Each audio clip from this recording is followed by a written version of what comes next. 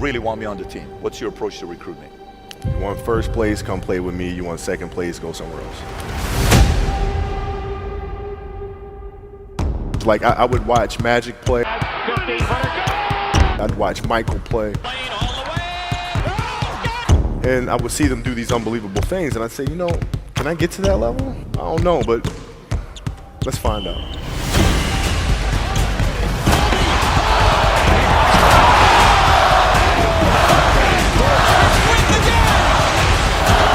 That's why he's the best player in the game.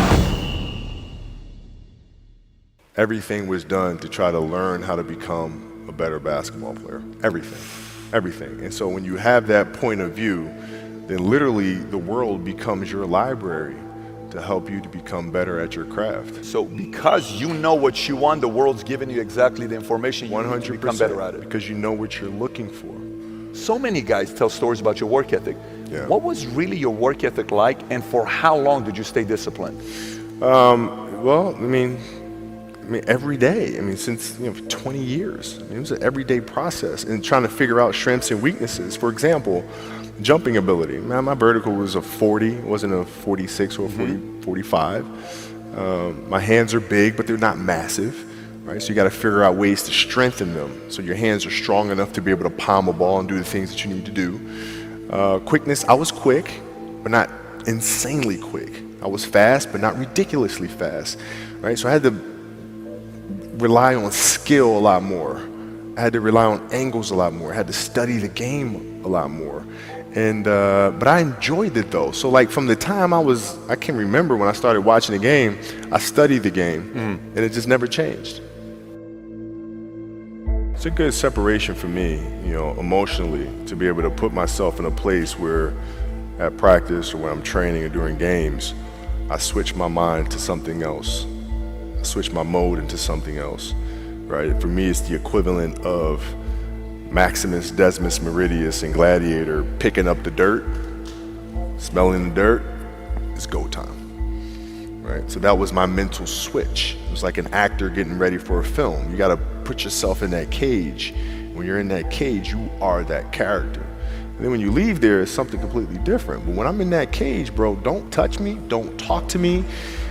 Just leave me alone.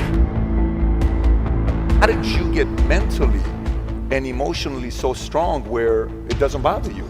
Well, you got to look at the reality of the situation. Like for me, it's not, you kind of got to get over yourself.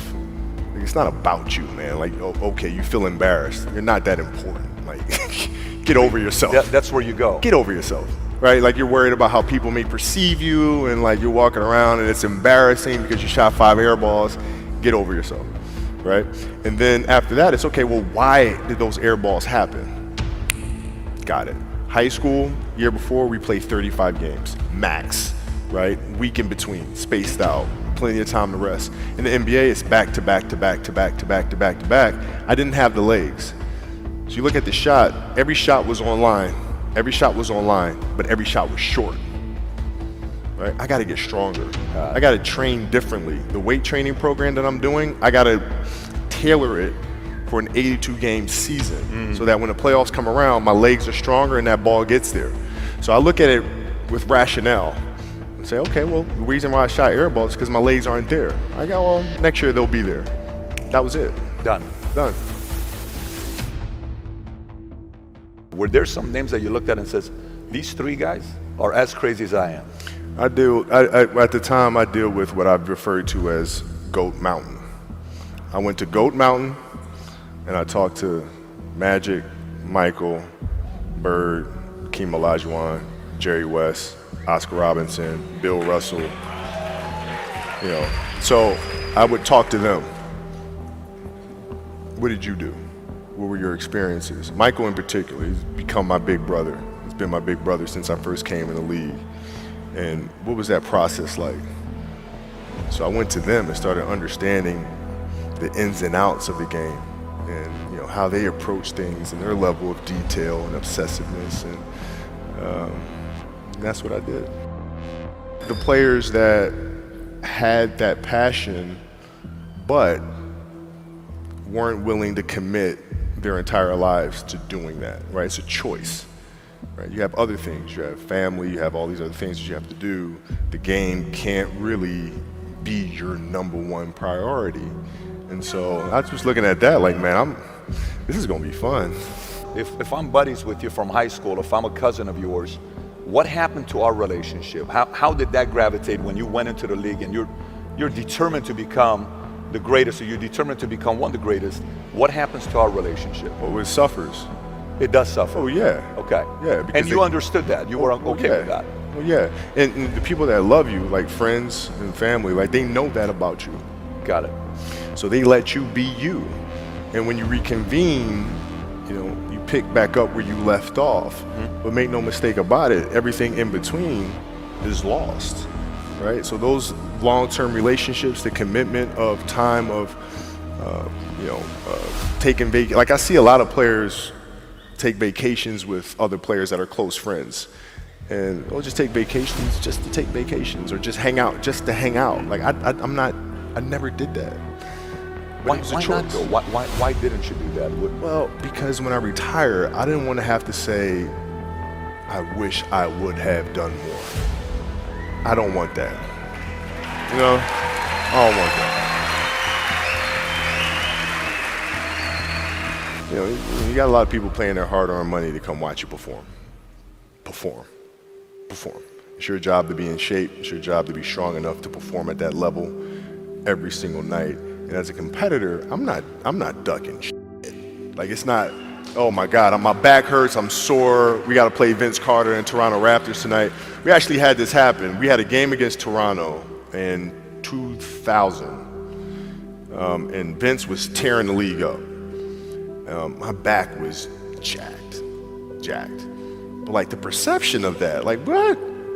Kobe's missing the game against Toronto and Vince Carter because my back was really spasming. But people will be like, what? Oh, he's ducking Vince. Excuse me? No, I don't think so. So I would be in the layup line like, okay, there's a lot of days where you can rest and recover. Today ain't one of them. Your back can bother you any other day. That shit ain't bothering me today. He gonna have to see me today. Yeah. Oh man. Yeah. If you're looking at big investments you got to make, what is the decision-making process there? Do you call? Is there first you do your own research? You take this much time. You call an advisor. Is there a system you follow? It's pretty simple for me. It's do you understand the business? Is it a business that you can help in some form or fashion? What are the barriers of entry to that business? And then the entrepreneurs themselves, the company itself, right? Do they have a culture that you believe is sustainable? Are these leaders people that you believe in? Are they people that are obsessives? And in turn, have they created a culture of obsessiveness? So I tend to look at those 4 factors, and that's it. That's big right there, by the way. I don't know if you guys caught that right there. That's pretty massive right there. Same determination. What's your current work schedule look like today?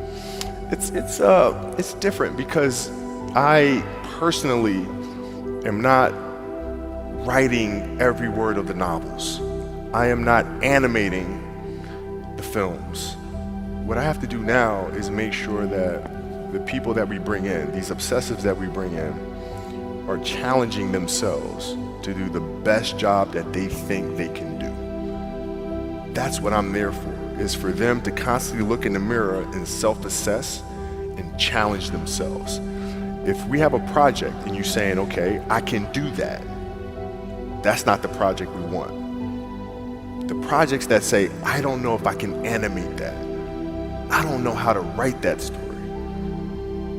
I don't know how to do that. Those are the things we want, because through that curiosity, you'll reach a level that you didn't think was possible. And so running the studio, that's what I'm doing.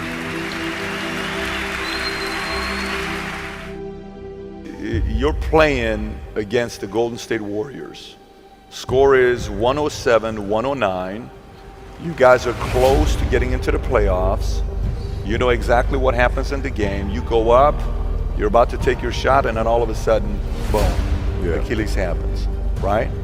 He went and hit the free throws, and then you walked off the stage. Yeah. You got the surgery done. I went in the trainer's room, my kids are in there, and they're looking at you and stuff, and I'm looking at them, and I'm like, it's all right, Dad's gonna be all right. It'll be fine. It'll be all right. It'll be all right. It'll be all right. As a parent, you gotta set the example. You gotta set the example. This is another obstacle. This obstacle cannot define me. It's not gonna cripple me. It's not gonna be responsible for me stepping away for the game that I love. I'm gonna step away on my own terms. And that's when the decision was made that, you know what, I'm doing it. I'm doing it. You're a freaking beast, guy. Yeah,